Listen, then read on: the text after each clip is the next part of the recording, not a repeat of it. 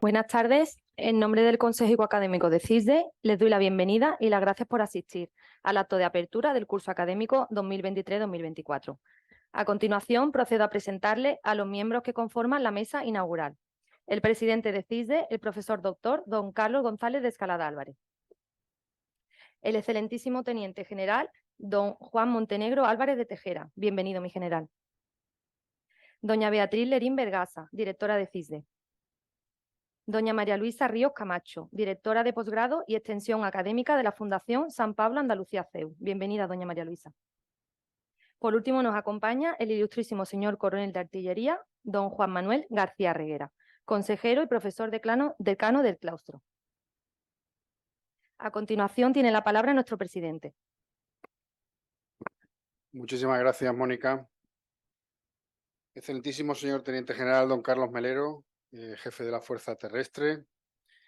Excelentísimo señor teniente general don Juan Montenegro Álvarez de Tejada, nuestro distinguidísimo señor ponente. Excelentísimo señor general don Jaime Vidal Mena Redondo, comandante militar de Sevilla. Excelentísimo señor general de división don Javier Hernández Amuña, director de enseñanza del Ejército del Aire. Ilustrísimo señor capitán de navío don Daniel González Ayer Lacalle, comandante naval de Sevilla. Señora directora del Campus Internacional para la Seguridad y Defensa, doña Beatriz Lerín Vergasa. Señora directora del Instituto de Posgrado del CEU San Pablo, doña María Luisa Ríos. Excelentísimas e ilustrísimas autoridades civiles y militares, distinguida comunidad académica de CISDE y muy amigos todos. Bienvenidos.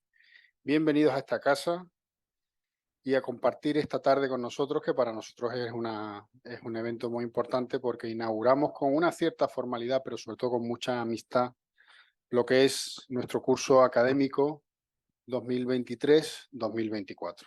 Estos actos, pues en CISDE tienen como misión no solamente darnos a conocer, sino poner en valor también pues lo que hacemos y arropados de nuestros más queridos conciudadanos en Sevilla. Es para mí una satisfacción muy especial, muy grande, el respaldo del estamento militar que hoy recibimos desde CISDE aquí en Sevilla. Siempre hemos dicho que el Campus Internacional para la Seguridad y la Defensa es sobre todo una institución muy amiga y muy amante de nuestras Fuerzas Armadas y de nuestras fuerzas y cuerpos de seguridad del Estado. Porque, aunque somos una institución pequeñita, sí tenemos una gran conciencia de poner nuestro grano de arena en la defensa de la seguridad colectiva. Me permitirán una mención muy especial al teniente general jefe de la Fuerza Terrestre, que nos acompaña hoy, dignificando este acto con su presencia. Como saben, en Sevilla al teniente general jefe de la Fuerza Terrestre le pronunciamos capitán general, con lo cual para nosotros es un motivo de inmensa alegría tenerle, y he de decir que con son 3 los generales jefes de la FUTER que han tenido a bien visitarnos y conocer el CISDE, y eso pues para nosotros es un motivo de gozo y también de mucha responsabilidad por hacerlo bien y estar a la altura de tan alta representación. Tengo también un muy especial agradecimiento a la dirección del equipo CISDE, que nos ha ayudado a preparar este acto, y no puedo dejar de mencionar a mi queridísimo amigo y decano de nuestro campus, al coronel don Juan García Reguera, por su apoyo, porque sin su capacidad y sin sus posibilidades, realmente mi coronel no lo hubiéramos logrado. Qué gran embajador tiene CISDE en la figura del coronel Reguera, al que realmente aprecio y le agradezco infinitamente sus desvelos por esta casa. Muchas gracias de todo corazón, mi coronel. Queridos amigos, en 2014, el año que viene, el Campus Internacional para la Seguridad y la Defensa cumplirá 15 años, han sido 15 años muy variados, y en este periodo nos dimos como misión contribuir a la cultura de la seguridad y la defensa desde el punto de vista académico y a ser posible desde el punto de vista científico. Y en este tiempo yo me he permitido señalar 10 hitos de 10 cosas que creo que nos han salido bastante bien. La primera es que hemos formado a miles de alumnos en España, Europa e Hispanoamérica en asuntos relacionados con el pensamiento estratégico, la geopolítica, y hemos ayudado a elevar la categoría e importancia de los estudios de seguridad. Segundo hito, hemos alcanzado con éxito titulaciones de posgrado con acreditación universitaria, incluyendo una acreditación oficial, y en esto pues, nos han ayudado universidades como la San Pablo CEU y institutos del máximo prestigio. Nos hemos acreditado también como escuela de seguridad privada. Hemos lanzado una revista científica que tiene un ranking excelente y tiene ya 8 años de existencia. Hemos dinamizado en la medida de nuestras posibilidades la investigación en el ámbito de la seguridad y la defensa. Hemos publicado 10 libros especializados. Hemos celebrado decenas de conferencias gracias al apoyo de excelentes ponentes como el que nos acompaña hoy en lo que nosotros llamamos el Foro de Pensamiento Estratégico. Esta casa está siempre abierta a esa difusión y ese potenciamiento. Creo que hemos contribuido también a elevar académicamente disciplinas que en otros países ya se llevaban trabajando mucho tiempo, como pueden ser la geoestrategia, la inteligencia, la ciberseguridad, el terrorismo yihadista, la historia militar, la seguridad marítima, entre otras muchas. Cuando digo elevar la categoría académica es que hemos conceptualizado y comercializado cursos de posgrado en estas materias. Creamos incluso nuestra propia célula de seguridad interna, porque nosotros tenemos muchos alumnos y nos gusta saber pues quién hace cursos con nosotros y por qué, y no siempre todos los que quieren hacer cursos con nosotros los pueden realizar. Y por último, hemos promovido con mucho éxito una agrupación de antiguos alumnos que es muy activa y que también genera sus propias conferencias y nos ayuda a difundir y a alcanzar nuestros fines.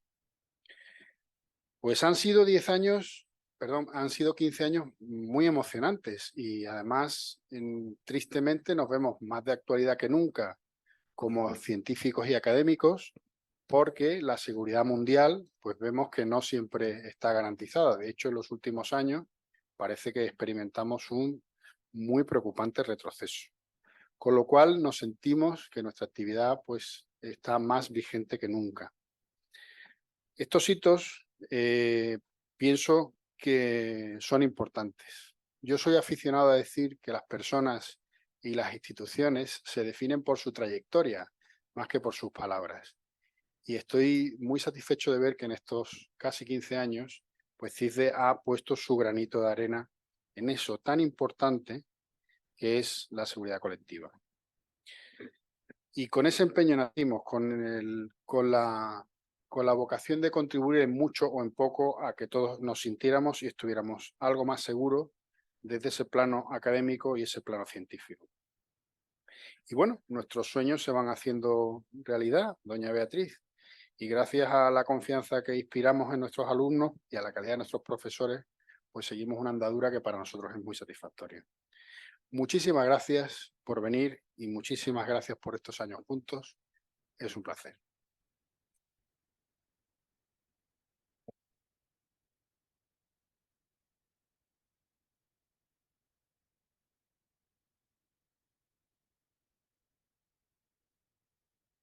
Seguidamente, nuestra directora, doña Beatriz Ledín, hará lectura de la memoria académica del curso 2022-2023. Bienvenidos y gracias por asistir a la apertura del curso académico 2023-2024. CISDE nació con la misión de mejorar la seguridad colectiva mediante la difusión de la cultura de defensa y la capacitación de miembros de las Fuerzas Armadas, cuerpos y fuerzas de seguridad del Estado y otros colectivos profesionales relacionados con la seguridad a través de programas formativos que resultaran accesibles, eficientes y rentables. Actualmente tenemos el agrado de comprobar que somos el campus con mayor oferta académica en lengua española.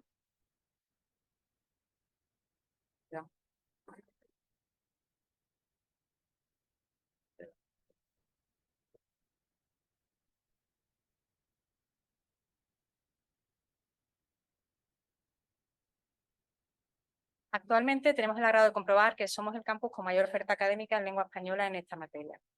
Para el nuevo curso académico, nuestro catálogo consta de 183 programas de posgrado y especialización. Durante estos 14 años, hemos formado a más de 6.700 alumnos que ya forman parte de la gran familia CISDE. Nacimos con la firme convicción de que España y los países hermanos de Iberoamérica necesitaban formar profesionales de la seguridad en materias como el terrorismo, el crimen organizado, la inteligencia, la ciberdelincuencia, la geopolítica o tantas otras materias, imprescindibles para mejorar nuestra seguridad colectiva. Nuestra encuesta general de calidad anual del pasado curso refleja que el 47% de los alumnos son miembros de la Fuerza y Cuerpo de Seguridad del Estado y el 20% del total de nuestros estudiantes han sido de fuera de España. A lo largo del pasado curso académico se matricularon 423 alumnos y dieron inicio 129 cursos. Recibimos 450 solicitudes de información sobre nuestro catálogo formativo. Es de destacar que el 98% de nuestros alumnos opinan que CISDE es excelente, muy bueno o bueno, y el 96% expresa que somos una institución de prestigio y seriedad.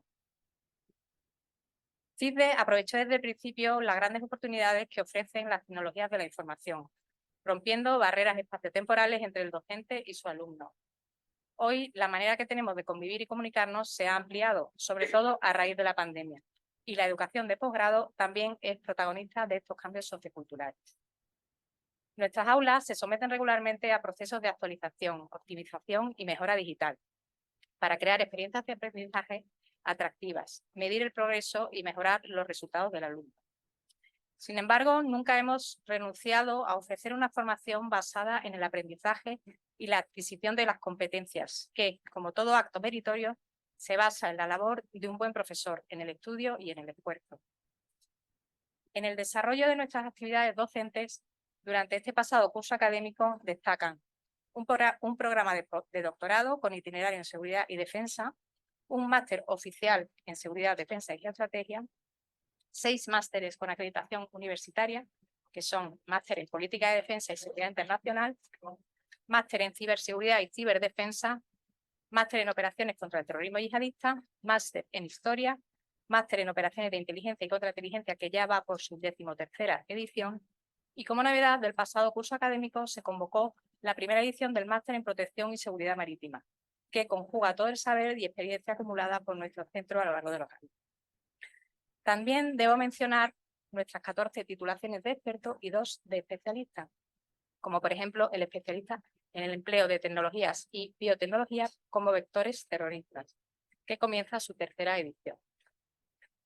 CISDE además es un centro autorizado para impartir formación en seguridad privada por el Ministerio del Interior y durante el pasado año se cursó la 12ª edición del curso universitario de Dirección de Seguridad. Desde nuestros inicios hemos apostado claramente por la investigación académica y científica como herramienta para ampliar y desarrollar el conocimiento sobre las materias que son importantes para un profesional de la seguridad. Durante el pasado curso académico se publicaron dos nuevos números semestrales de la revista científica de Pensamiento Estratégico y Seguridad CISDE, incluidas en los índices más prestigiosos de artículos científicos como el Focus, ERIPLUS o Sherpa Romeo. Incluyeron artículos diversos sobre temas como el pensamiento estratégico, Fuerzas Armadas, amenazas, desafíos de la seguridad y cultura de defensa. Agradecemos la labor que realizan diariamente los editores y en especial la del profesor doctor José Domínguez León. Asimismo, continuamos con nuestra publicación digital, el Observatorio de Inteligencia, Seguridad y Defensa, que sigue consolidándose como medio especializado 122 publicaciones en este año y 195.961 visitas desde enero de 23. Como aportación a la transferencia de conocimientos para la mejora de la seguridad nacional, hemos contado con el Grupo de Investigación Académica sobre Crisis Internacionales, iniciado en 2016. Este profundiza en el conocimiento de crisis internacionales relacionadas con el ámbito de la seguridad, en su concepto más amplio, para posteriormente construir una base de datos sobre crisis que hubiesen afectado de manera directa o indirecta a España dentro del marco geográfico ajustado a la Estrategia de Seguridad Nacional desde 1957. Actualmente se encuentra en su quinta fase de desarrollo. Además, todos nuestros programas superiores cuentan con el trabajo final de investigación de los alumnos como conclusión. Desde la Asociación Antiguos Alumnos, Alumni, se ha venido desarrollando mensualmente webinarios online sobre temas de actualidad como el tráfico de drogas en el estrecho, el proceso de radicalización en organizaciones criminales, liderazgo, operatividad de las misiones humanitarias o sobre el impacto actual de las sectas. Agradecemos la labor que realizan tanto la directora Silvia Martínez como el coordinador José María Garrido. CISDE mantiene una política activa de convenios docentes y colaboraciones con prestigiosas instituciones para el cumplimiento de sus fines y objetivos, destacando la Fundación San Pablo Andalucía CEU. Nos acompaña doña María Luisa Ríos, a la que agradecemos su asistencia. En nuestra fase editorial seguimos creciendo. Ya tenemos editados 12 libros. El último, recién publicado, de la colección Seguridad y Defensa, es Infantería, evolución, presente y futuro de las pequeñas unidades, de nuestro profesor don Francisco Jiménez Moyano. Este libro comprende descripciones detalladas de las pequeñas unidades de soldados del mundo antiguo, medieval, moderno, contemporáneo y del mundo actual. Es, sin duda, una referencia obligada para comprender y formarse un criterio estratégico del arma de infantería del siglo XXI. De la colección Seguridad Jurídica hemos publicado Confianza Pública, de don Francisco Fernández, donde el autor recoge artículos periodísticos sobre políticas públicas, derechos, empresa, tecnología y valores. Entre los eventos presenciales celebrados en nuestra sede, por iniciativa del Foro de Conferencias CISDE, destaca la conferencia del excelentísimo señor general de división, don Alfredo Sanz Calabria, sobre Ucrania y el nuevo paradigma para la seguridad, como acto central de la apertura del pasado curso académico. Y también la presentación del libro El arte de mandar bien, querer, poder y saber, del excelentísimo señor teniente general don Francisco Gam Pampols, celebrada en mayo, todos acompañados de una posterior cena de confraternidad para los asistentes. Este año nos hemos sumado al Foro de Organismos y Asociaciones para la Divulgación de la Historia, iniciativa del Centro de Historia y Cultura Militar Sur, que consta con el visto bueno del Instituto de Historia y Cultura Militar. Su objetivo es complementar y coordinar las actividades histórico-culturales desarrolladas en Sevilla. Fruto de su trabajo ha sido la organización del Octubre Hispanoamericano, un programa de eventos culturales desarrollados durante este mes para potenciar la esencia americanista de nuestra ciudad. Con la intención de divulgar y difundir la cultura de seguridad y defensa, seguimos ampliando el alcance de nuestros perfiles de redes sociales. En Twitter llegamos a los 16.867 seguidores en todos nuestros perfiles y en LinkedIn a los 2.541. En estos 14 años es obligado agradecer a la comunidad académica su fidelidad a CISDE, un proyecto que empezó con 2 personas y un ordenador y que hoy reúne a más de 68 profesionales en labores docentes e investigadoras. Gracias a ellos y gracias a todos ustedes por conseguir que CISDE sea hoy una referencia nacional e internacional. Muchas gracias.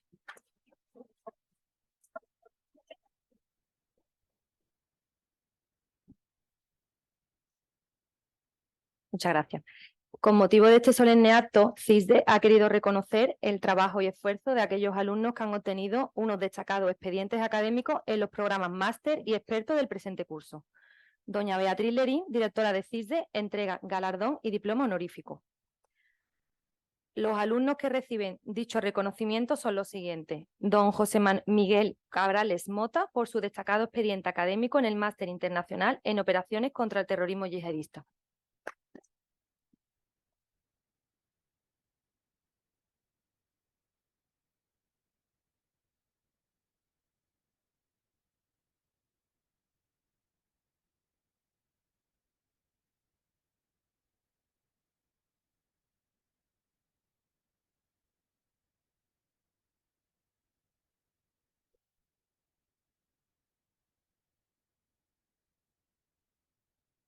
Por su destacado expediente académico en el Máster Internacional en Ciberseguridad y Ciberdefensa, doña Raquel Álvarez Manjabacas. En representación recoge galardón y diploma honorífico don Bruno Falcón Barrera.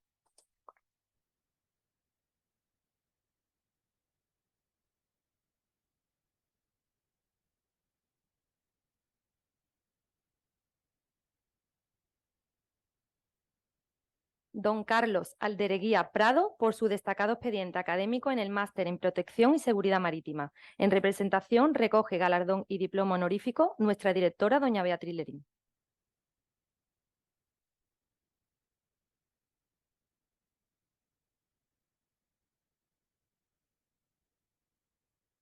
Por su destacado expediente académico en el experto en seguridad marítima, don Luis Alfonso Díaz Secades. En representación recoge galardón y diploma honorífico nuestra directora, doña Beatriz Lerín.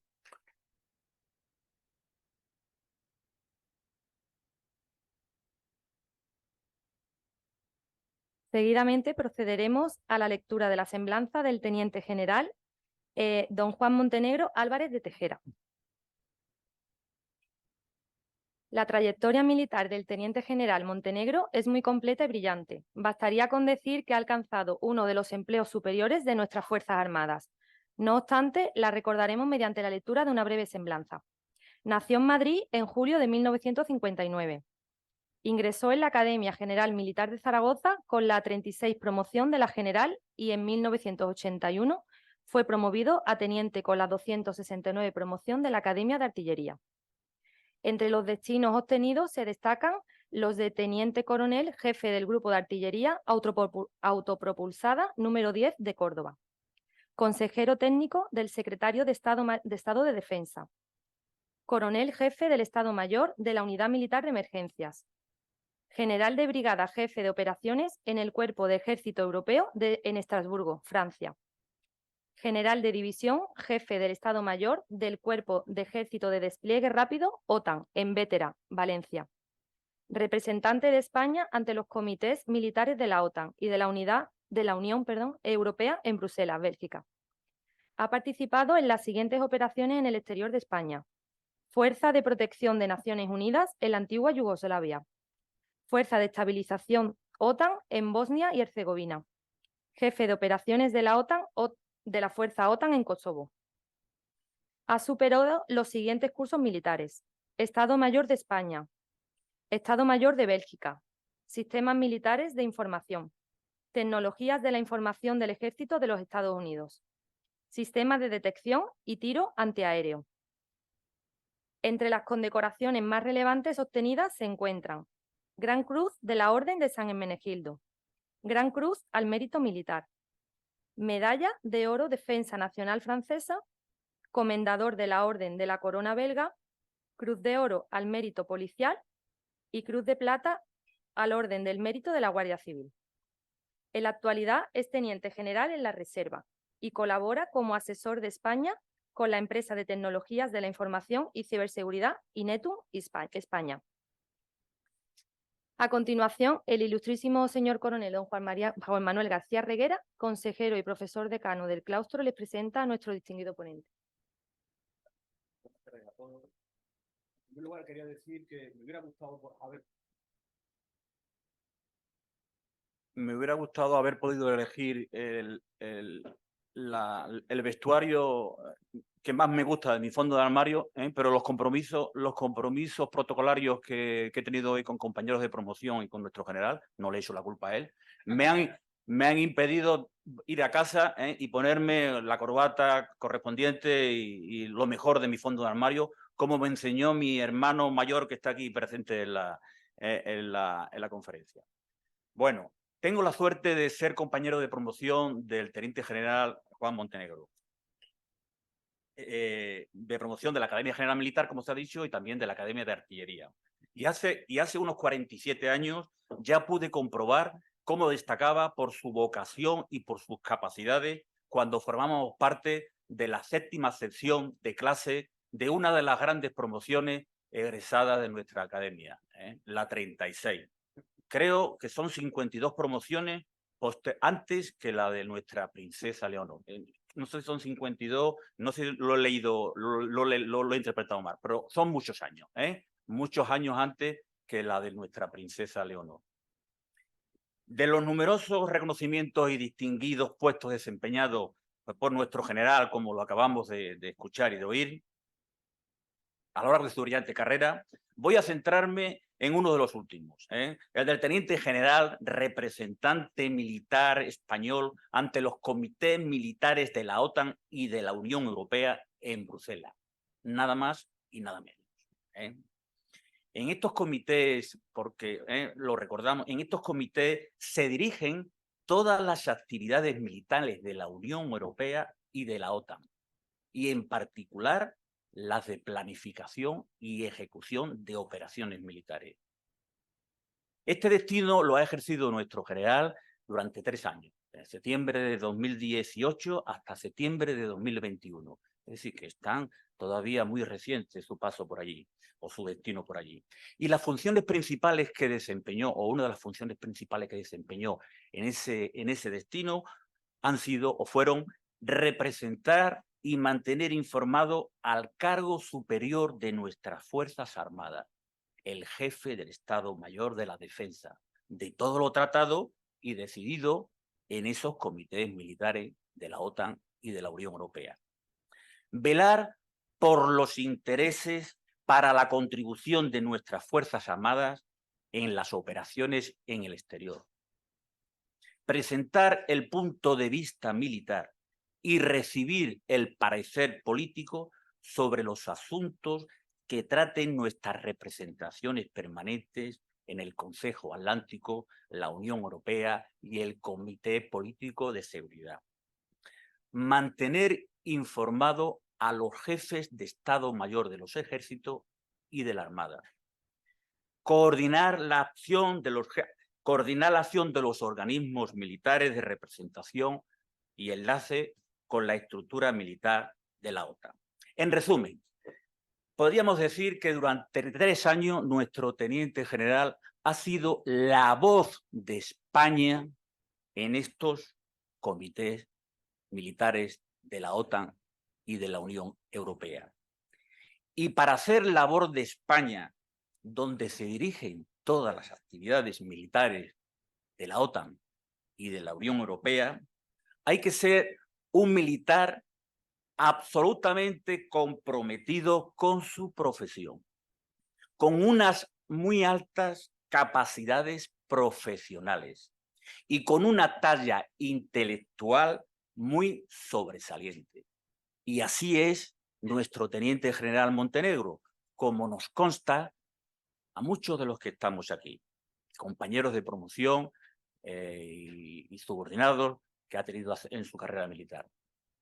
Y así nos consta, y estoy seguro que todos pensarán lo mismo cuando escuchemos la conferencia que nos va a impartir hoy sobre un tema tan actual como es la defensa de la Unión Europea, la guerra de Ucrania y otros desafíos que tenemos actualmente.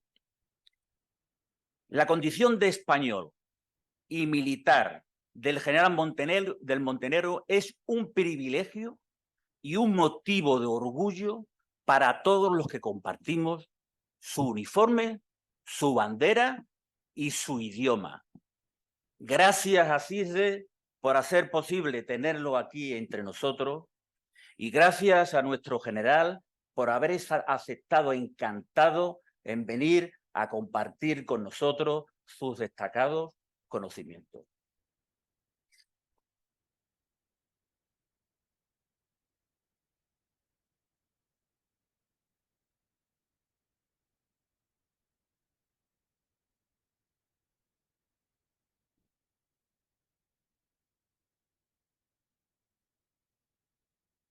Bueno, pues buenas tardes antes de empezar. Y en principio, por supuesto, saludar a los componentes de la mesa, presidente, directora de CISDE, directora del CEU, mi querido amigo Juan. Muchísimas gracias por tu introducción, que es fruto de la amistad y de tantísimos años que nos conocemos.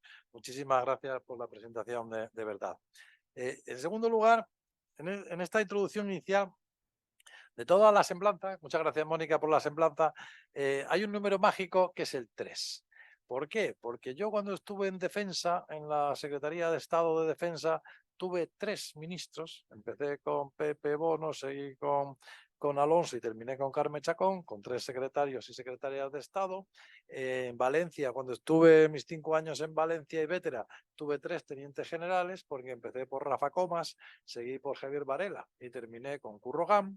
Y luego, como representante militar del jefe de Estado Mayor de la Defensa en Bruselas, pues he tenido 3 jefes de Estado Mayor de la Defensa, porque yo empecé con el general Alejandre, seguí con el general Villarroya y terminé con el almirante Teodoro López Calderón. Entonces, ese número de 333 me persigue siempre. Tanto es así que me permitirán empezar porque cuando me despidieron del Comité Militar de la OTAN, que el chairman es un 4 estrellas, que es el almirante Rob Bauer, holandés, como buen holandés, pues empezó diciendo, bueno, yo ahora tendría que decir todo lo que has hecho, lo bien que lo has hecho, todas estas cosas, pero ¿qué quieres que te diga? Casi me alegro de que te vayas, porque cargándote 3, 4 estrellas, yo podría ser perfectamente el siguiente. Entonces, dicho esto para romper el hielo, por supuesto agradecer a CISDE la oportunidad que me permiten de estar aquí. Saludar al teniente general jefe de la Fuerza Terrestre, por supuesto, Carlos, querido amigo, desde hace tantísimos años que nos conocemos en lo civil y en lo militar. Saludar también al general Antuña, que nos conocemos desde también muchos años de defensa como representante del Ejército del Aire y del Espacio, y saludar a todos mis generales, oficiales, camaradas de armas, señoras y señores, y me uno a la presentación inicial que ha hecho el presidente, que ha sido perfecta. Entonces, iniciando la conferencia, pues para responder al título, la defensa de la Unión Europea, guerra de Ucrania y otros desafíos, pues desarrollaré o trataré de desarrollar la situación actual, así como los retos y las amenazas a la seguridad europea. Y para ello repasaremos la situación actual de la Organización del Tratado del Atlántico Norte, la OTAN, y de la política común de seguridad y defensa de la Unión Europea. Y también digo que, visto la audiencia, también podía yo sentarme como espectador y que cualquiera me pudiera hablar de todo esto. Pero vamos, yo trataré de poner en orden una serie de ideas y reflexiones que son las que me acompañan. Es preciso indicar, también antes de empezar, que en 2023 atravesamos una nueva y desconocida situación en Europa. Tras la pandemia COVID-19, que ya nos sorprendió, sufrimos desde 2022 una guerra en nuestro continente con la terrible agresión de Rusia a Ucrania. Y ahora, en estos días, una nueva guerra en Oriente Medio entre Israel y los terroristas de Hamás. Y todo ello incrementa de forma casi inconmensurable los cambios geopolíticos que se producen a nuestro alrededor y que nos conducen a retos más que significativos en la defensa de nuestras sociedades democráticas y de nuestros intereses. En este contexto actual en el que nos movemos, las amenazas de ayer conviven con las amenazas de hoy. Los parámetros del conflicto del siglo XX se mezclan con los parámetros del conflicto del siglo XXI. Lo convencional se confunde con lo nuclear y todo ello se hace todavía más complejo de entender y de gestionar en un mundo regido por el empleo y el desarrollo de las tecnologías emergentes y disruptivas. Si comparamos la OTAN y la Unión Europea, la primera con 32 Estados miembros después de la adhesión de Finlandia y Suecia, y la segunda con 27 Estados miembros tras la salida del Reino Unido por el Brexit, es necesario tener presente que ambas son organizaciones políticas, cada una con su propia herramienta militar, que se constituye sobre la base de las mismas capacidades de los Estados miembros, aunque tanto su estructura como la voluntad política de su empleo es diferente en ambas organizaciones. En palabras de Su Majestad el Rey Felipe VI, pronunciadas el 21 de noviembre de 2018 en su intervención ante el Consejo Atlántico de la OTAN, cito: los valores y principios de la Alianza son los mismos que defiende nuestra Constitución y son los que nos orientan a un futuro de paz y estabilidad que permita que los derechos y libertades de nuestros ciudadanos se desarrollen plenamente. Fin de la cita. Esta sentencia resume de manera sobresaliente la finalidad de la existencia de estas organizaciones de seguridad y defensa. La OTAN es un foro multinacional único e irrepetible, con más de 70 años de existencia, abarcando un espacio geopolítico inmenso que incluye 1.000 millones de habitantes y casi el 50% del Producto Interior Bruto mundial. Y en la OTAN existe un elemento diferenciador.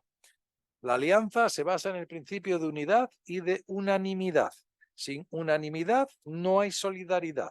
Sin solidaridad no hay defensa colectiva. Y sin defensa colectiva no existiría la Alianza Atlántica. Esto es fácil de expresar con palabras, pero es más difícil de aplicar en el día a día con los distintos intereses de los distintos Estados miembros, alguno más complicado como Turquía, que por otro lado no deja de ser un aliado muy importante y muy significativo del que hay que resaltar su constante contribución en las mesas de intercambio de ideas y de negociación, tanto en el Comité Militar como en el nivel político del Consejo del Atlántico Norte. Para finalizar esta introducción, he de decir simplemente que como España tenemos un papel significativo en ambas organizaciones. La OTAN es nuestra, es Europa, y es tan Europa como la Unión Europea. Y para ello basta indicar que 23 de los Estados miembros de la OTAN lo son también de la Unión Europea. Ahora bien, la experiencia en Bruselas nos indica que nuestro peso es distinto en ambas organizaciones. Y por supuesto, y sin duda alguna, nuestro peso debería ser mayor en la Unión Europea, cuyo comité militar se acaba de reunir en Sevilla con motivo de la presidencia española del Consejo de la Unión Europea. Porque en la Unión Europea debemos formar parte de su locomotora, la locomotora compuesta por Francia, Alemania, Italia y España. Y tenemos que trabajar para que ello sea así. Ahora bien, para entender la defensa de Europa es preciso saber de dónde venimos para saber dónde estamos y hacia dónde vamos. Y para ello vamos a repasar ligeramente, brevemente la historia de la OTAN, de la que algunos ya somos parte. Iniciamos nuestra andadura de la OTAN en la versión 1.0, desde 1949 hasta la caída del muro de Berlín y del telón de acero. Era la OTAN de la disuasión y de la defensa convencional y nuclear, cuando el campo de batalla era Europa y cuando se esperaba el ataque de las divisiones soviéticas acorazadas y mecanizadas por el llamado boquete de Fulda en el centro de Alemania.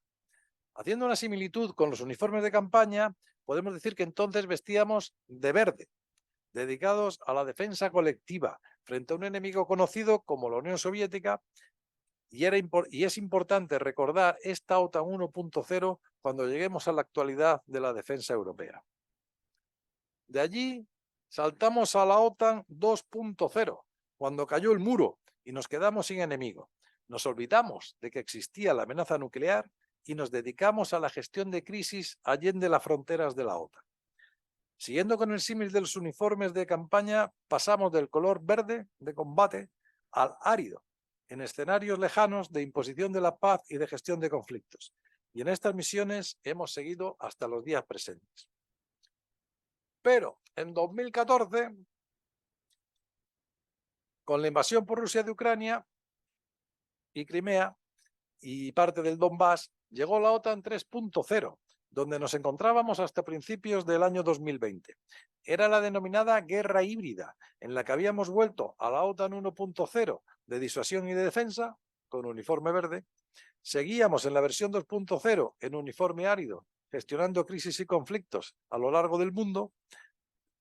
Y vivimos cada día más pendientes de una posible amenaza nuclear que habíamos descartado y archivado. Y por si fuera poco, en esa OTAN 3.0 de la guerra híbrida añadimos adversarios en el ciberespacio, a quienes podemos asimilar a un uniforme tipo chándal. Es decir, que hemos ido sumando amenazas sin cerrar ninguna de las anteriores y tenemos todos los colores posibles, incluidos chándal. Y ya en lo que pensábamos que era el final de la evolución, ahora nos encontramos con la OTAN versión 4.0. La OTAN que se derivó de la pandemia COVID-19, de la administración del presidente Trump y también de la nueva y reforzada política de seguridad y defensa de la Unión Europea, a lo que se ha añadido la salida del Reino Unido, facilitando el desarrollo de la política de defensa de la Unión Europea. Esta OTAN 4.0 si bien complementada con la seguridad y defensa de la Unión Europea, se encuentra hoy día ante un escenario que sobrepasa cualquier predicción y planeamiento anterior. Estamos planeando prácticamente sobre la marcha. Por lo que se refiere a la pandemia COVID-19, nuestros adversarios y competidores estratégicos, Rusia y China, regímenes autoritarios, se movieron como pez en el agua, empleando técnicas híbridas y de desinformación que nos han sido y nos es muy difícil combatir desde nuestras sociedades regidas por reglas democráticas. Nuestros adversarios estudiaron nuestras debilidades, estudiaron nuestras reacciones, analizaron nuestras debilidades y se situaron en una posición de fuerza, posición que podemos pensar que contribuye a desencadenar las circunstancias y conflictos actuales y que nos obligó a replantearnos los conceptos estratégicos, tanto de la OTAN como de la Unión Europea. Si comparamos la OTAN y la Unión Europea a través de sus cajas de herramientas que tienen a su disposición, podemos decir que la OTAN disponía de una caja de herramientas militar enorme y una bastante pobre caja de herramientas políticas. Por el contrario, la Unión Europea dispone de una enorme caja de herramientas políticas, económicas y diplomáticas, eso sí, con una caja de herramientas militar que no es que sea exigua, pero que para su empleo existen tal vez demasiadas reticencias políticas. Por lo que se refiere al resto de circunstancias citadas, pasada la aislacionista política exterior del presidente Trump, ahora, con la administración del presidente Biden, vivimos en lo que se podemos denominar un borrón y cuenta nueva estratégico. Eso sí, nos debe quedar constancia de que el desafecto del presidente Trump hacia Europa y hacia la defensa europea fue el inicio del desarrollo de verdad de la política europea de seguridad y de defensa. Y se han dado los pasos necesarios para irla implementando. Y el fundamental es el documento denominado Brújula Estratégica, aprobado en 2022 de la Unión Europea y del que hablaremos un poco posteriormente.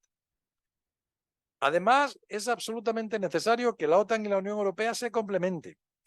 Como indicaba el alto representante para política exterior y vicepresidente de la Comisión Europea, Josep Borrell, cito, Europa es un relativamente, y se ve en el mapa, Europa es un relativamente pequeño promontorio rocoso en el extremo del continente euroasiático que tratan de remodelar tanto Rusia como China. Debemos a toda costa evitar el desencuentro entre Europa y Estados Unidos. Lo que nos une es mucho más de lo que nos separa. O nos unimos más y conservamos y preservamos esta relación transatlántica, o nuestros valores y sociedades pudiera ser que no sobrevivieran en un futuro no demasiado lejano. En este punto también quisiera mencionar el reparto de la carga, los dineros, entre los aliados, y no solo en la OTAN, sino también en la Unión Europea. El presidente del Gobierno de España, en la Cumbre OTAN de Madrid de junio del 2022, prometió incrementar el gasto en defensa en los presupuestos generales del Estado hasta un 2%, que sería efectivo en 2029, lo que supone una excelente noticia. No obstante, no debemos olvidar que en la Cumbre de Gales de 2014, el presidente Rajoy aseguró asimismo que España incrementaría el gasto de su presupuesto de defensa en un 2% en 2024, aseveración que ya ha sido sobrepasada por la del presidente del gobierno actual. En realidad, más que hablar de tantos por ciento que la gente no acaba de entender, lo que estamos diciendo es que España pasaría de dedicar en números redondos de 10.000 millones de euros en defensa en el año 2022 a 20.000 millones de euros en defensa en el año 2029. Algo que no es sencillo de visionar, aunque sí que vemos que se van dando pasos importantes en Consejo de Ministros, como la aprobación a lo largo de este año 2023 de gastos militares por unos 13.000 millones de euros para la siguiente década. Ahora solo falta contratar todos esos acuerdos de Consejo de Ministros.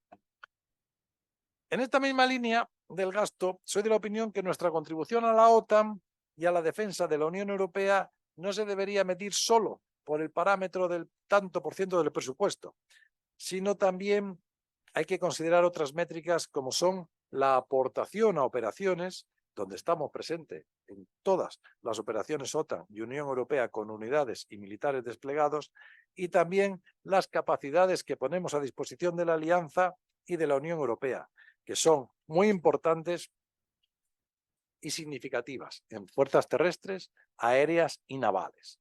Sumando los tres parámetros, presupuesto, contribución a operaciones y capacidades puestas a disposición de estas organizaciones, en lugar de España, en vez de estar al final de la cola en la OTAN, estaría entre los 10 primeros Estados miembros de cada organización, que es donde realmente el peso y la potencia de España debería ser considerada. Saltando a la política de defensa de la seguridad de la Unión Europea, lo primero que tenemos que preguntarnos es ¿qué buscamos?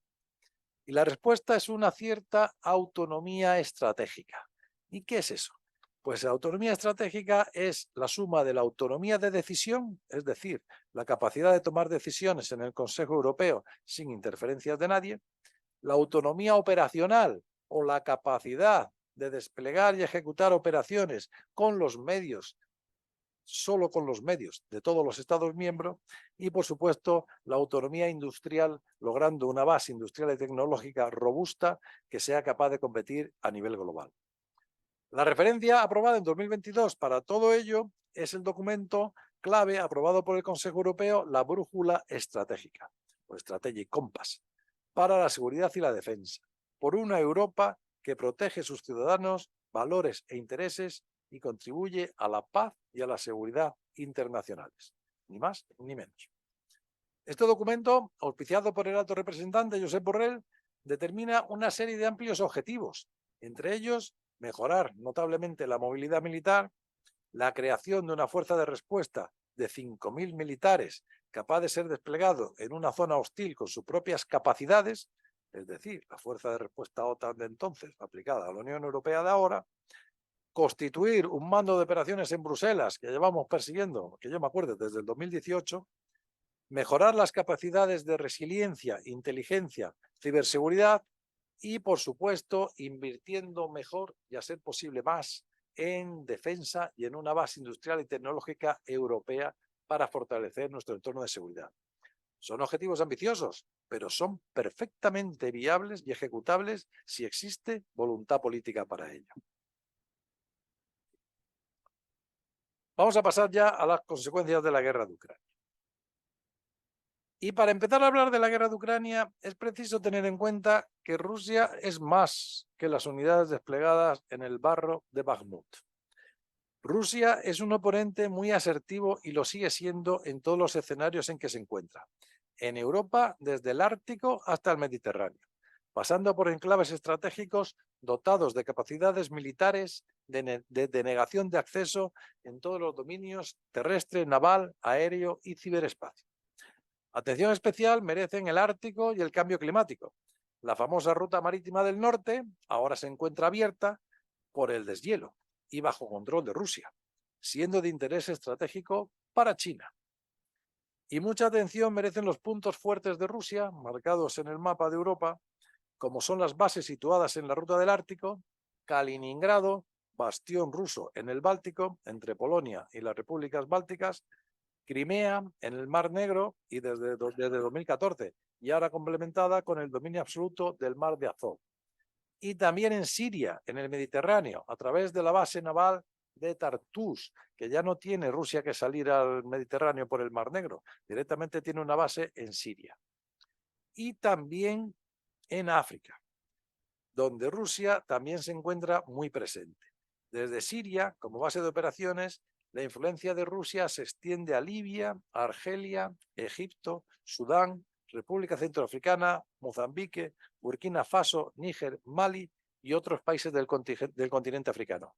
Y todo ello, o en gran parte, a través de la famosa Wagner.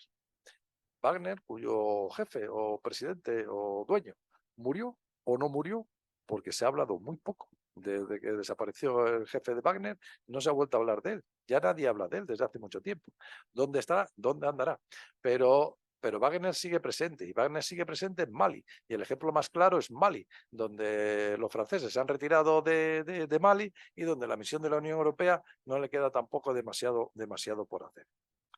Y la invasión de Ucrania, ¿Por qué y para qué? No es sencillo responder a esta pregunta si no se está en la mente del presidente Putin. Lo que sí podemos apuntar es que, desde luego, no es una decisión de última hora de 2022, sino que la invasión de Ucrania se venía planeando por Rusia desde hace muchos años, como mínimo 9, desde el 2014, cuando se anexionó Crimea y parte de la región del Donbass. Aparte de las cuestiones económicas, que suelen estar en el inicio de todos los conflictos, podemos apuntar hipotéticas razones que se resumen como el deseo de Rusia de ser una gran potencia, de ser siempre una gran potencia, y de también marcar un espacio ante Occidente y ante la OTAN. Pero no nos equivoquemos, lo que ha pasado en 2002 no es nuevo. Los ucranianos arrastran esta guerra desde 2014. Porque a veces se nos olvida que la guerra esta empezó en 2014, no en 2022. Y a este respecto me gustaría relatar mi experiencia personal en 2015 y 2016 en el marco de ejercicios patrocinados por el Mando de las Fuerzas Americanas en Europa, USAREUR, con unidades del ejército ucraniano, al que asistimos oficiales de cuarteles generales y de países OTAN, para mostrar ya en 2015 y 2016 el apoyo de la OTAN a Ucrania. Estos ejercicios, que se llamaron Cyber Guardian, se llevaron a cabo en una base que se llamaba Yavoriv y en la ciudad del Lvov o Leópolis, ambas más que bombardeadas desde el inicio de la guerra de Ucrania. Lo más interesante a este respecto fueron unas sesiones en las que los oficiales ucranianos tuvieron la oportunidad, que estaban en el frente del Donbass, tuvieron la oportunidad de explicarnos lo que les pasó en 2014 y lo que hacían en el día a día, y lo que les pasó cuando Rusia les invadió. En aquel momento, estos oficiales nos explicaron que en 2014, desde el primer momento, habían perdido el control del espacio aéreo, el control del espacio electromagnético y el control del espacio cognitivo de la información. Todos ellos dominados entonces por Rusia. Y entendían perfectamente que era absolutamente necesario recuperar estos espacios para no perder más territorios y para prepararse para la guerra que antes o después vendría, como así ha sido. Y así lo han hecho, y lo han hecho ahora de forma magistral en 2022 y 2023. Han recuperado en cierta medida el control del espacio aéreo o han denegado parcialmente su uso a los aviones y helicópteros rusos a base de defensas antiaéreas proporcionadas por Occidente. Son capaces de emplear el espacio electromagnético con equipos de guerra electrónica y de ciberseguridad principalmente proporcionados por Estados Unidos. Y especialmente han recuperado plenamente el espacio cognitivo de la información, donde llevan a cabo una operación o campaña de información magistral, una campaña desarrollada a la perfección desde el presidente Zelensky hasta el último civil o soldado ucraniano. Y lo hacen de forma organizada y sistemática y sin descanso, y cuyos frutos lo vemos día a día en los noticiarios y en los medios de comunicación occidentales. Israel podría tomar nota de las campañas, de cómo hacen la campaña de información los ucranianos, porque en la guerra de Israel, que no nos va a dar mucho tiempo a entrar, el problema es perder la guerra de la información, como le pasó a Israel en el Líbano con Hezbollah. En Ucrania, lo que vemos, nunca sabremos si estamos viendo toda la verdad, parte de la verdad, o lo que podríamos definir como una verdad muy aumentada.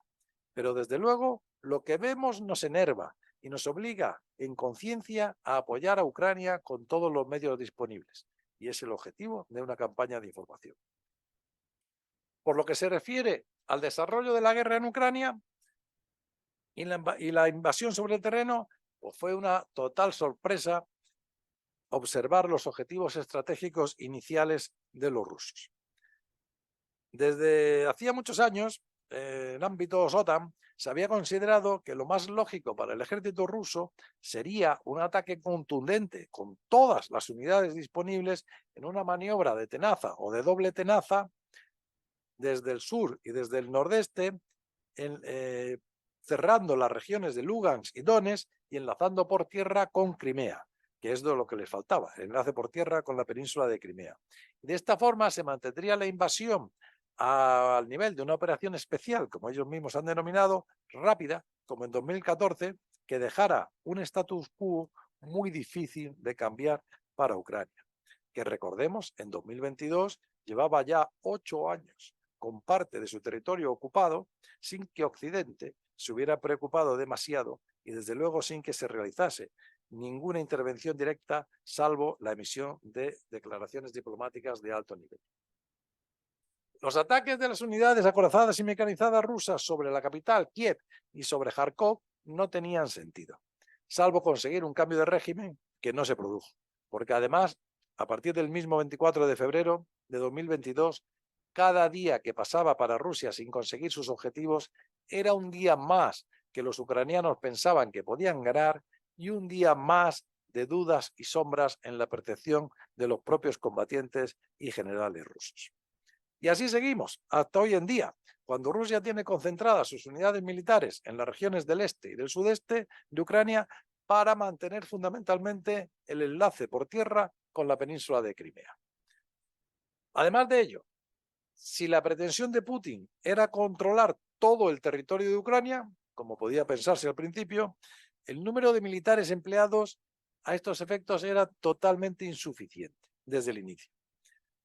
Así podemos hacer la siguiente comparación.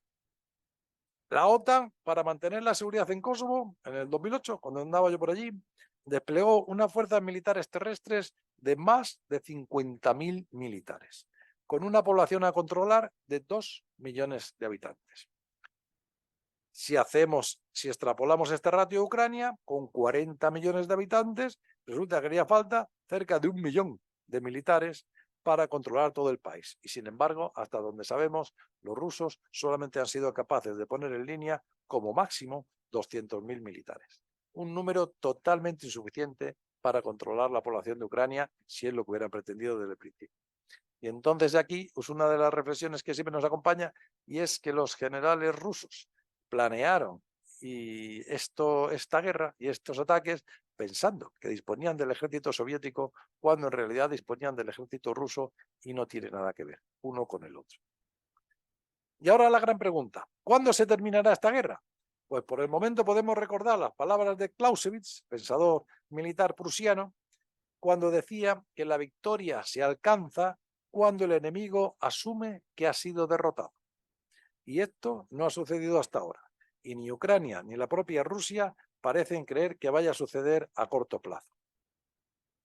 En la actualidad, cara al invierno del 2023-2024, Rusia sigue sin ser capaz de frenar la contraofensiva ucraniana. Rusia trata de reconstruir sus unidades con las movilizaciones sucesivas que ha organizado para mantener las líneas y los objetivos operacionales en el frente del Donbass y de organizar esta línea de defensa que será clave para el futuro de la guerra este invierno.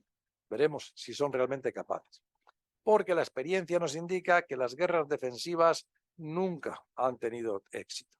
Y en este caso, Ucrania se encuentra a un nivel de eficacia militar extraordinario, mientras continúe el abastecimiento ininterrumpido de equipo militar y de municiones desde los países de Occidente, y en especial desde Estados Unidos.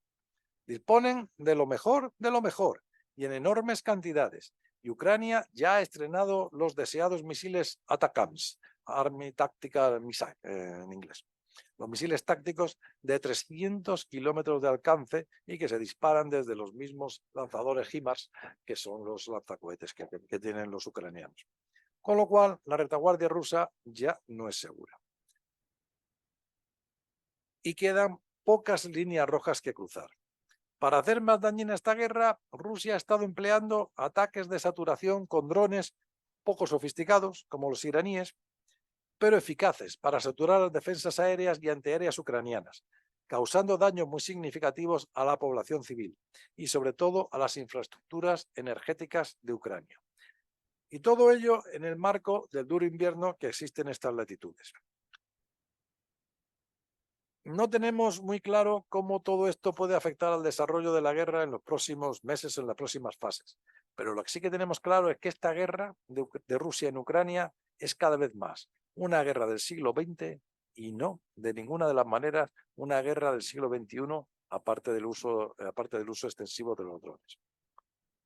Y a este respecto, partiendo de la ilegalidad y de la barbaridad de la guerra iniciada por Rusia, los generales y estrategas rusos deben desconocer o no aplican bien los grados de una terrible teoría que existe sobre los bombardeos. y que viene a decir que si se bombardea poco y no se causa suficiente daño, no se consiguen los objetivos porque la población no se ve demasiado afectada. Y por el contrario, si se bombardea demasiado, como hace Rusia, indiscriminadamente, se alcanza un nivel de destrucción y de muerte de tal magnitud que tampoco se consigue el efecto pretendido al aferrarse la población a su liderazgo como única salida a esa guerra. En consecuencia, ante un atacante despiadado como Rusia, aún ese atacante despiadado debería medir el grado de destrucción que ocasiona para que la población ucraniana llegara a ver como mejor salida una salida negociada a esta guerra. Y tal y como bombardea Rusia a la población civil ucraniana, eso jamás se podrá producir. Y ahora, a principios de octubre del 2023, ya olvidado en los medios de comunicación, superado por Israel y por Hamás, por supuesto, pero en octubre, 1 de octubre del 2003, si recuerdan, hemos presenciado otro error de cálculo de los estrategas rusos. En este principio del 2023 se produjo un nuevo ataque de Rusia sobre Kupiansk, una ciudad ucraniana situada en la región de Kharkov. Un misil causó al menos el fallecimiento de 51 personas, entre ellas niños. Es el ataque más mortífero producido en esta región desde el inicio de la invasión el 24 de febrero del 2022. Este crimen de guerra se ha producido precisamente cuando se podía percibir claramente, aparte de las declaraciones oficiales, un importante cansancio económico y anímico de las sociedades occidentales en el continuo suministro de armamento y munición a Ucrania. Sin embargo, este nuevo crimen de guerra cometido contra la población ucraniana removerá la conciencia de los dirigentes y las sociedades occidentales y de nuevo impulsará un renovado apoyo a Ucrania para dotar a sus fuerzas armadas de todo lo que necesitan para evitar que se produzcan nuevos ataques contra su población civil. Y también debemos pensar que si la guerra en Ucrania se alarga indefinidamente, Estados Unidos aparcará, porque está aparcando por el momento, la idea de una OTAN global en el Indo-Pacífico, contando con Japón, con Corea del Sur, con Nueva Zelanda, con Australia, y extender lo que es la OTAN hacia el Indo-Pacífico para hacer frente a su gran competidor estratégico a nivel global, que es China. Los esfuerzos de la Alianza Atlántica, si continúa la guerra en Ucrania, se concentrarán durante años en doctrinas, estrategias y equipamientos de defensa colectiva en el este de Europa y volviendo de alguna manera a aquella OTAN 1.0 de la Guerra Fría. Eso sí, cambiamos el boquete de Fulda, por donde iban a entrar las divisiones acorazadas soviéticas, por el llamado ahora boquete de Suwalski, que es el camino más corto entre Bielorrusia y el bastión ruso de Kaliningrado, y que si algún día eso es cerrado por Rusia, pues aísla Polonia de los países bálticos y de Finlandia y de Suecia, ni más ni menos. Y es curioso ver cómo las estrategias se repiten y cómo podríamos retroceder en cuestión de un par de años más de 70 años en la historia reciente de Europa y dedicarnos otra vez a la defensa colectiva del flanco este de Europa y de la OTAN. Y brevemente, por lo que se refiere a las principales lecciones, a las primeras lecciones aprendidas de la guerra de Ucrania, la primera, que también se hereda de la guerra ya olvidada de Nagorno-Karabaj entre Armenia y Azerbaiyán, cuando se llegaba a apuntar si esto era el fin, estábamos ante el fin de las unidades acorazadas y mecanizadas, junto con otras plataformas tradicionales de guerra terrestre. Lo que podemos identificar de estas guerras, de aquella y de la guerra de Ucrania, es que las plataformas terrestres siguen siendo absolutamente necesarias y que las capacidades de combate convencional para limpiar, mantener y denegar territorio siguen siendo cruciales en cualquier conflicto. Eso sí, debemos ser conscientes de que para no constituir un objetivo fácil para los sistemas aéreos no tripulados, para los drones, estas unidades deben estar siempre acompañadas de defensas antiaéreas móviles de corto alcance, equipos de guerra electrónica y sistemas antidrones. Y lo hemos visto otra vez en Israel, porque si las imágenes de verdad recientes, porque en la televisión se ve mucha imagen de archivo de hace muchos años, los carros de combate Merkava israelitas desplegados en la frontera con Gaza, listos para invadir si es que alguna vez invade Gaza, llevan un techado, 1 metro por encima de la torreta, llevan un techado de alambre entrecruzado precisamente para evitar que los drones los puedan destruir desde arriba, porque la parte más débil de un carro de combate es la parte superior. Una segunda lección se refiere a que para alcanzar el nivel de destrucción que estamos viendo en Ucrania es precisa la utilización de una ingente cantidad de municiones. Lo sabemos que somos artilleros. Una prueba más de la preparación que Rusia estaba haciendo desde esta guerra desde hace años.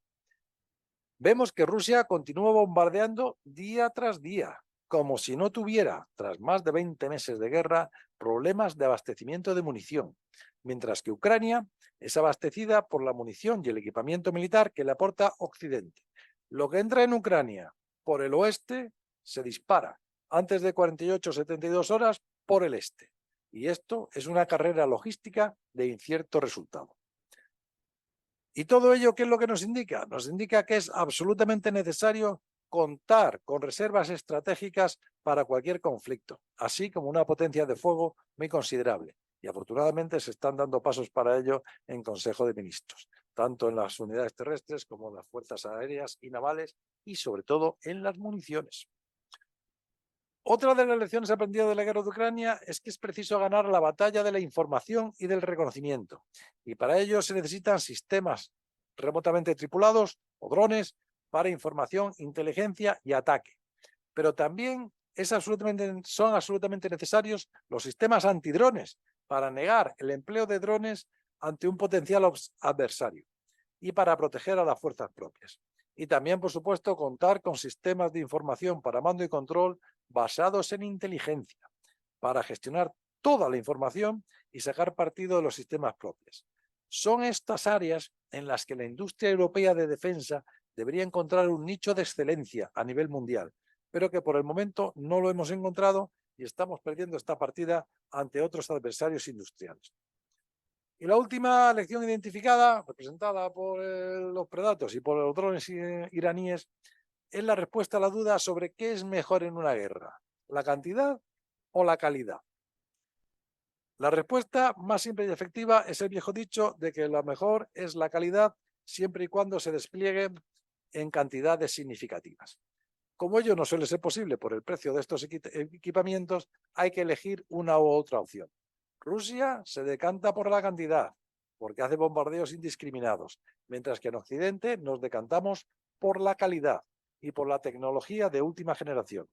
Eso sí, como un apunte crucial, debemos buscar esa tecnología del máximo nivel, pero desarrollada en tiempos de plazo admisibles, sin eternizar el desarrollo de las ingenierías que a veces llevan años para conseguir cualquier tipo de equipamiento militar en Europa. Y para finalizar estos apuntes sobre la guerra en Ucrania, simplemente mencionar, aunque sea brevemente, la amenaza nuclear, que ciertamente frena la respuesta de la OTAN y de la Unión Europea a las acciones de Putin. Pero esto no es nuevo. Años antes de la invasión de Ucrania, habíamos desempolvado los expedientes nucleares que habíamos guardado en un cajón ante la caída del muro de Berlín y tuvimos que recordar que la OTAN es una alianza defensiva nuclear mientras existan las armas nucleares.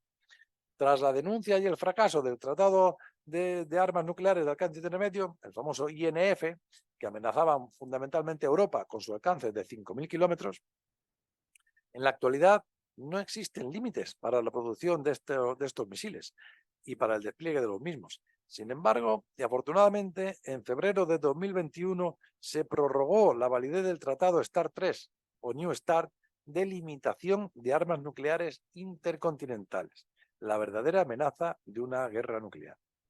Si no se hubiera ratificado este tratado, se habría producido el desmoronamiento de todo el sistema del paraguas nuclear, que aún así hoy no es bastante inestable y no es lo estable que era hace unos años. Y aún así el mundo ya es otro. La etapa iniciada en 1989 con el deshielo se tambaleó en 2014 con la anexión de Crimea y se cerró definitivamente el 24 de febrero de 2022. Si este inquietante camino se confirma, si desaparecidos los acuerdos solo nos queda la imprescindible disuasión nuclear, se consagraría el retorno a la Guerra Fría, es decir, a la OTAN 1.0. Un largo y tortuoso camino para llegar al punto de partida. Esperemos que no sea así y que podamos seguir evolucionando hacia un futuro en paz diferente de aquella Guerra Fría que soñábamos que había acabado. Un futuro en el que nuestros conciudadanos ni sepan ni piensen que existe una amenaza nuclear. Pasando a una cosa fundamental, un evento fundamental que fue la cumbre de la OTAN de Madrid de 2022 y la cumbre de la OTAN de Vilna de 2023, la principal y más significativa consecuencia es la aprobación de un nuevo concepto estratégico de la OTAN, en el que subraya que siendo la OTAN una alianza defensiva, nadie debe dudar de nuestra fuerza y determinación a la hora de defender cada centímetro del territorio aliado, preservar la soberanía y la integridad territorial de todos los aliados y prevalecer frente a cualquier agresor. Este concepto representa una nueva estrategia para los próximos 10 años, que supone un cambio de la alianza para adaptarse a lo sucedido desde 2014. Este nuevo concepto recoge los 3 ejes estratégicos de la OTAN. El eje este, que implica Rusia, la defensa colectiva, la guerra convencional, mecanizada, como se ha visto en Ucrania. El eje oeste, que supone la necesidad de fuerzas navales y aéreas para mantener el enlace y el vínculo transatlántico, sin el que Europa, no debemos engañarnos, estaría perdida. Y el eje sur, donde se necesitan unidades ligeras y de inteligencia para poder colaborar a controlar el terrorismo en los inmensos espacios de África. Y todo ello, además de las fuerzas necesarias para controlar y dominar el Mediterráneo. Objetivos ambiciosos, pero perfectamente alcanzables, si existe otra vez voluntad política para ello. Y asimismo parece que la OTAN centra su objetivo para los próximos años en la defensa colectiva del territorio de los Estados miembros, donde hemos desplegado todo tipo de fuerzas terrestres, aéreas y navales. Mientras que podemos decir que parece que delega o subcontrata la gestión de crisis y proyección de seguridad en la Unión Europea, especialmente en África. Y este no sería un mal reparto de tareas entre ambas organizaciones de seguridad y defensa si de verdad se llevara con eficacia. Dejarle a la OTAN la defensa colectiva del territorio en Europa y dejarle a la Unión Europea la gestión de crisis y conflictos en África, fundamentalmente. Pero para eso hace falta voluntad política en la Unión Europea. También en la cumbre de la OTAN, y reiterado en la cumbre de Vilna, serán recordadas por la adhesión de Finlandia y de Suecia. La invasión de Ucrania cambió el paradigma de la seguridad en Europa y afectó directamente a países tan importantes como Finlandia y Suecia. Y por ello, y también, no nos engañemos, por un cierto fracaso o falta de confianza de Finlandia y de Suecia en las capacidades militares defensivas de la Unión Europea, Finlandia y Suecia forman ahora parte en las filas de la OTAN. Y la tercera consecuencia es el reconocimiento por la OTAN de la necesidad de protección de Europa desde su flanco sur. El flanco sur es muy amplio. El flanco sur para nosotros es África y el norte de África, y el flanco sur para los países anglosajones incluye Oriente Medio, incluye Arabia Saudí, incluye toda la zona. Y ahora mismo ha estallado el conflicto, la guerra entre Israel y el grupo terrorista de Hamás, y eso también es una amenaza que proviene del sur. En cuarto lugar, también de las cumbres, es muy significativo que por primera vez en la historia de la OTAN se cita a China. Y no solo se la cita, sino que se la coloca en el punto de mira como un competidor estratégico. Las aspiraciones declaradas y las políticas coercitivas de la República Popular de China desafían nuestros intereses, nuestra seguridad y nuestros valores, tal y como dice el concepto estratégico. Pasando ya a la última parte, como retos, amenazas y perspectivas de futuro, pues la primera amenaza que tiene la OTAN y desde luego la Unión Europea es Rusia, quien además de la guerra de Ucrania es un oponente muy asertivo desde el Ártico hasta África. Rusia invierte ingentes cantidades de presupuesto en mantener su arsenal nuclear, así como el desarrollo de nuevos tipos de armamento, como los famosos misiles hipersónicos que todavía no hemos visto. Este ingente gasto militar también es un talón de Aquiles de Rusia, porque este ingente gasto militar puede llevar, como llevó hace muchos años en la carrera por el armamento nuclear, puede llegar a la crisis total de la economía rusa, y que corre el riesgo de colapso de la economía rusa, y esto, como hemos dicho, puede llegar a ser su talón de Aquiles. ¿Qué es lo que quiere Rusia? Pues Rusia querría una Europa débil y explotar cualquier oportunidad para ser de nuevo una gran potencia. Y desde luego no se lo podemos permitir. Como tampoco podemos permitir una hipotética victoria rusa a cualquier nivel en la guerra de Ucrania. dado que ello justificaría el empleo de la agresión militar para obtener réditos a las naciones. El segundo reto es China, como ya hemos dicho, como competidor estratégico en alza, que no se sujeta a las reglas occidentales, como se manifiesta en su apoyo, querámoslo o no, de su apoyo a la invasión rusa de Ucrania, que le viene muy bien a China para mantener a Estados Unidos anclado en Europa y que Estados Unidos no despliegue sus capacidades en el Pacífico. China es un actor dominante en todo el globo terráqueo y especialmente en el Indo-Pacífico, como hemos visto. Y hay que mencionar que el Indo-Pacífico en solo unos años englobará la mitad de la economía mundial. En el plano militar, China es hoy no solo la segunda potencia militar del mundo, sino que por sus desarrollos tecnológicos y capacidad inversora comienza a rivalizar en capacidad militar, industrial y comercial con los Estados Unidos. Para Europa, China es a la vez un adversario, como lo demuestra en el ciberespacio, un competidor estratégico en el comercio mundial y a la vez debería ser un socio cuando hablamos de intentar mitigar las consecuencias del cambio climático. En principio suponemos que China quiere amigos y al mismo tiempo cambiar el orden internacional a su medida, pero siempre tratando de hacerlo por debajo del espectro del conflicto. Entendemos que China quiere una Europa fuerte para hacer negocios. Y sirva como ejemplo de ello mencionar que China proporciona a Europa el 98% de las tierras raras, esos minerales necesarios para la tecnología actual, materiales que por cierto extrae de las minas que controla en África. Y en este contexto es preciso citar un asunto muy complejo y delicado que además nos afecta también directamente. Se trata de la posición de China con respecto a Taiwán, país que es el primer productor de semiconductores, microchips y nanochips, imprescindibles para todos los procesos de fabricación de alta tecnología. En este sentido, su hipotética anexión por China, no descartable en un plazo de 5 años, podría cambiar radicalmente el orden y los equilibrios del mundo que hoy conocemos. El tercer reto o la tercera amenaza es el sur. Lo tenemos clarísimamente, no vamos a entrar en detalles porque conocemos perfectamente todos los problemas que tenemos que vienen de África y tenemos el conflicto de Israel y el grupo terrorista de Hamas y la yihad islámica en primera línea.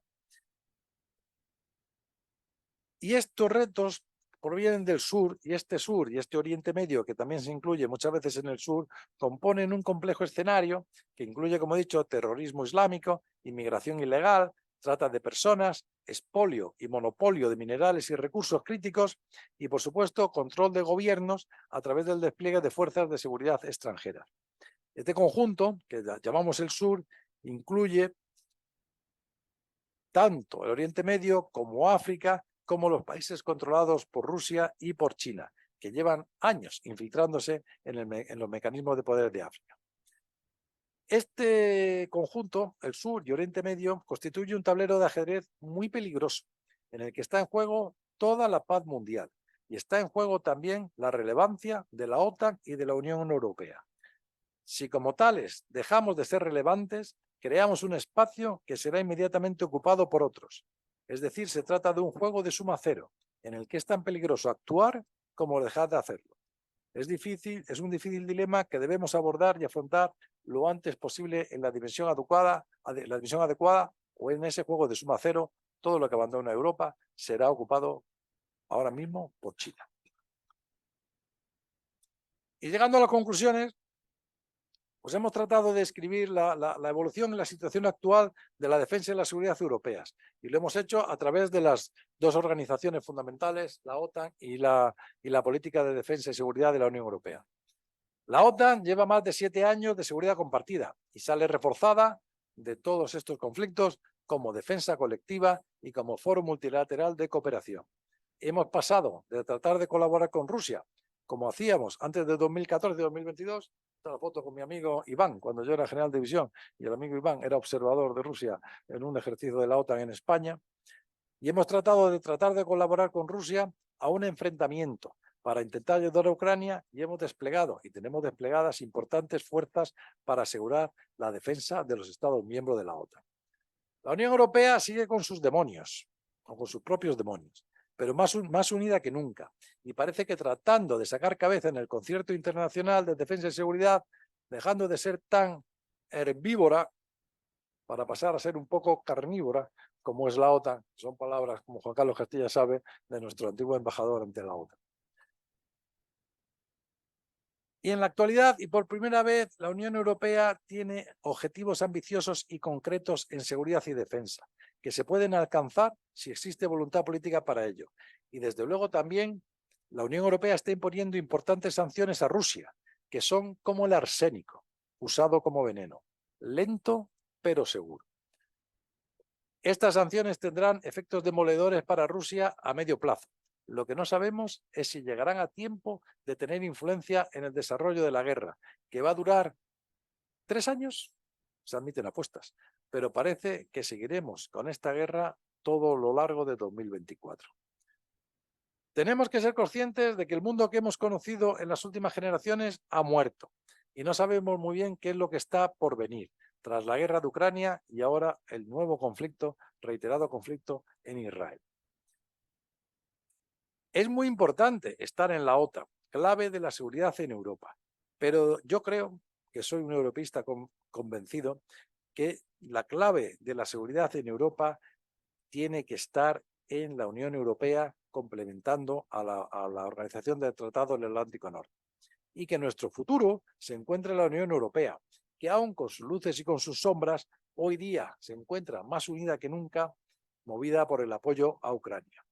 Y está también más resuelta que nunca la Unión Europea a defender la paz en Europa y el orden internacional en estrecha colaboración con la OTAN, con Naciones Unidas, con la OSCE, con la Unión Africana y con las organizaciones que sea necesario de defensa y de seguridad. Y en suma, una Unión Europea, como veíamos al principio, dispuesta a emplear su caja de herramientas militar, además de la política económica y diplomática. Y una Unión Europea que apueste por mejorar su industria de defensa y modernizar nuestros equipamientos militares para estar en primera línea mundial y en los nichos de las tecnologías más avanzadas. Eso sí, una Unión Europea que ahora debería hacer una política intensa de intervención y de mediación en el conflicto entre Israel y Palestina. No podemos seguir regalando euros y mirando hacia otra parte. No podemos hacer simplemente seguidismo de posiciones políticas internacionales que no son las nuestras, que no son europeas y que responden a otros intereses. El Oriente Medio es nuestro patio trasero. Y lo que allí ocurre nos importa mucho más, o nos debería importar mucho más de lo que les importa a otros que se encuentran al otro lado del Océano Atlántico. En una entrevista que concedía a la Revista Española de Defensa en septiembre de 2019, cuando todavía era representante de España ante los comités militares de la OTAN y de la Unión Europea, sostuve que la OTAN y que la Unión Europea son dos caras de una misma moneda que es nuestra seguridad. Pues bien, ahora, unos años después, a partir de los documentos clave del 2022, tanto la brújula estratégica de la Unión Europea como el nuevo concepto estratégico de la OTAN, deberíamos trabajar firmemente para estar seguros de que estas organizaciones son complementarias y continúan siendo efectivamente las dos caras de esa misma moneda que es nuestra seguridad. No podemos dejar pasar este tren porque no volverá a haber otro. Muchas gracias por vuestra atención.